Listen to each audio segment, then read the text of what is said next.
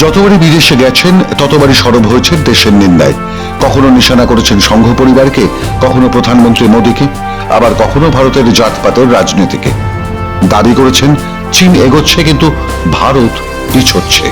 বিদেশের মাটিতে দাঁড়িয়ে বিরোধী দলনেতা রাহুল গান্ধীর এমন কুৎসা দেখে বিস্মিত দেশবাসী। সমালোচনায় সরব বিজেপি। সোমবার ভার্জিনিয়াতে প্রবাসীদের একটি সভায় রাহুল প্রশ্ন তোলেন ভারতের ধর্মীয় স্বাধীনতা নিয়ে।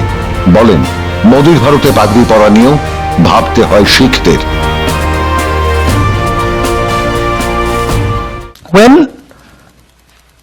Indian people go to a temple, or when Sikh people or people from any religion in India go to their religious places, what they're doing is merging with the deity. Right? They're doing this, and that is the nature of India. You can't remove it. And the misunderstanding that the BJP and the RSS have is that they think that India is a whole bunch of separate things. It's not. কিন্তু সত্যি কি তাই? ভারতীয়দের ধারণা বরং উল্টো। কংগ্রেস জমানাতেই তারা দেখেছেন শিখ নিধন যোগ্য। তাই রাহুলকে সমালোচনা করতে ছাড়েনি বিজেপি। चक्रवर्ती क्लास स्टेटमेंट दी जाती है मूर्खता में, तो सवाल ये पूछना चाहिए, राहुल गांधी जी आपने ऐसा बयान दिया, भारत की जनसंख्या कितनी है? 140 करोड़ है। कितने सिख है, कहां रहते हैं? कहां पे आपको किसी सिख कम्युनिटी के मेंबर ने या रिप्रेजेंटेटिव ने कहा कि हमें पगड़ी पहनने में मुश्किलात है? भाई I am a very proud Sikh. मैं पिछले 60 साल से ऊपर से I've been wearing a turban, I've been wearing a kada. I've never come across anyone who said that they have a difficulty in wearing a turban or wearing a kada. So I think this statement I would not attribute to कि उनको समझ में कम है. I mean, it was in his father's time when a pogrom was carried out. 3,000 हमारी community के लोग in cold blood they were killed.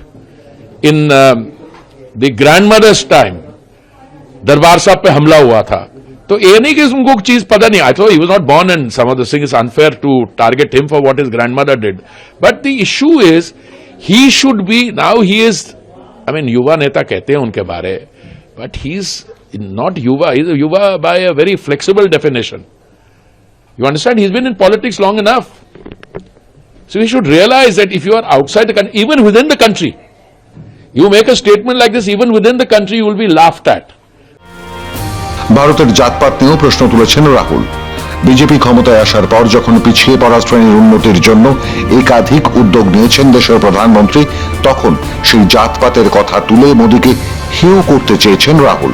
George town বিশ্ববিদ্যালয়ে যখন তাকে প্রশ্ন করা হয় ভারতে জাতভিত্তিক সংরক্ষণ ব্যবস্থা কতদিন চালু থাকবে, রাহুল বলেন, যখন দেশে সামাজিক ন্যায় প্রতিষ্ঠিত হবে তখনই সংরক্ষণে ইতি টানা যেতে পারে, তবে এখনো সেই পরিবেশ নেই। And the idea of the caste census is simple. We've not taken any policy position. We're just saying, look, we want to understand, we want a snapshot to understand where we at. What is the participation level of lower caste, Dalits, OBCs, poor general castes, right? And that's really the caste census. Now, there are two other components, which we've also said, but have not really been put out that much. One is the idea of a socio-economic survey. So we want to not only understand how many Dalits there are, how many OBCs there are, but we want to understand what their social position looks like, what their financial position looks like, what their economic position looks like. And the third component, which I think is very important, is we also want to understand, we want to take a look at India's institutions. ये इनकी जुबान, अब इनके जुबान की जवाब देने के लिए बिलो द बेल्ट जाना पड़ेगा. वो एलओपी हैं, हम तो कुछ दिन लिहाज करेंगे, लेकिन जो आदमी 3 चुनाव में कांग्रेस पार्टी को रसातल में पहुंचा दिया, और जो नरेंद्र मोदी आज पूरी दुनिया में पूरी दुनिया पूछ रहा है और तीसरी बार सरकार में आया और उनकी दादी से अधिक वोट लेके आया। আর এখানেই প্রশ্ন, দেশ স্বাধীন হবার পর থেকে প্রায় 5 দশকেরও বেশি সময় দেশ শাসন করেছে কংগ্রেস, ক্ষমতা ভোগ করেছেন তার পূর্বসূরীরা, কিন্তু তখন এ ব্যাপারে কি উদ্যোগ নিয়েছিল জাতীয় কংগ্রেস?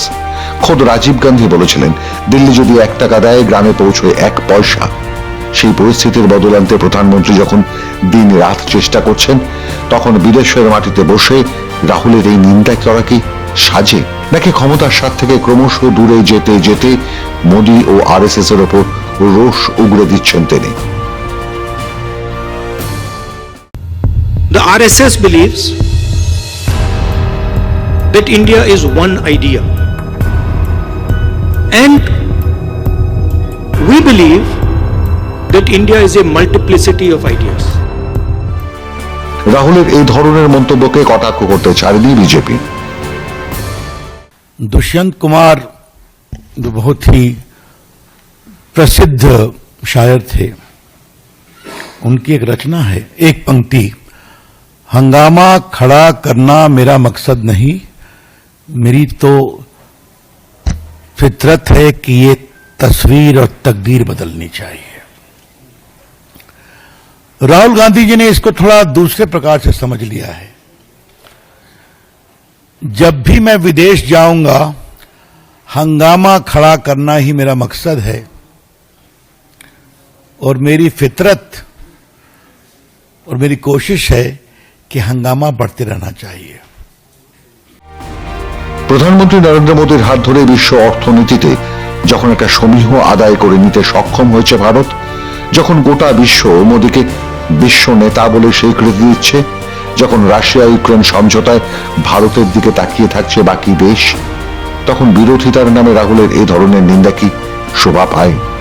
আমেরিকার মাটিতে দাঁড়িয়ে তিনি চীনের সুখ্যাতি করছেন, অথচ ভারতের সমালোচনায় সরব হচ্ছেন।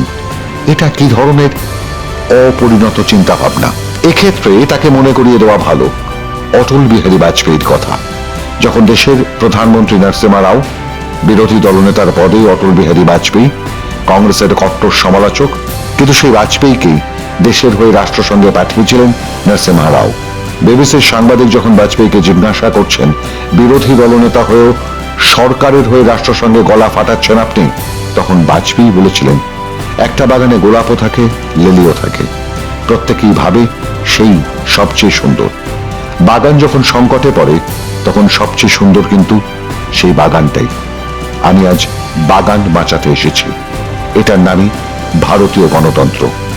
এই গণতন্ত্রের পাঠ কি কিছুটা হলেও শেখার চেষ্টা করবেন রাহুল গান্ধী, নাকি পাপ্পু নামের বিশেষণ নিয়েই বিরোধী দলনেতার আসন অলঙ্কৃত করে যাবেন আগামী বেশ কয়েক বছর? স্যাম পেট্রোদা আমেরিকায় রাহুলের সফর চলাকালীন বলেছেন, রাহুল পাপ্পু নয়, বরং অনেক পরিণত। কিন্তু এই কি তার নমুনা? প্রশ্নটা রইল আপনাদের কাছে, জানান আপনাদের মতামত। মাধ্যম ব্যুরো রিপোর্ট।